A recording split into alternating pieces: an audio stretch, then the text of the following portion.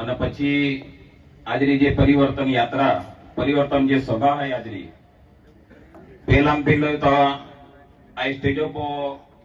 દરેક આગેવાને મોરબી ચૈત્રભાઈ દિલ્હી રેખાલનો ત્રિપાઠી સાહેબે બાધા નામે ના નેતું કારણ કે માં નાખ્યો કે 5 મિનિટ સમજો સમય મર્યાદા અમે એટલે નામે બાધા ના નેતું દરેક આગેવાનોને પાઉભાઈ અને બાધાને માં જય આદિવાસી અને માં વક્તવ્ય ચાલુ કરો પહેલા તા બાધાન સલામ કોણ એટલે ઈચ્છા વહે ખુશી યા માટે વહે કે ભાજપે પબ્લિક ભેગી કોનું હોય તો અહીંયા 54 કરોડ રૂપિયા જોસ્તા આથી પબ્લિક ભેગી કોનું હોય વડાપ્રધાન હાલનો તો 54 કરોડ ઉડવીને ચાલુ ગયો આપો પૈસા બરાબર કે ને આપો વિગર પૈસા નેઠા બોટે ને તે એ લોકો 70 લાખો પાણી પી જતા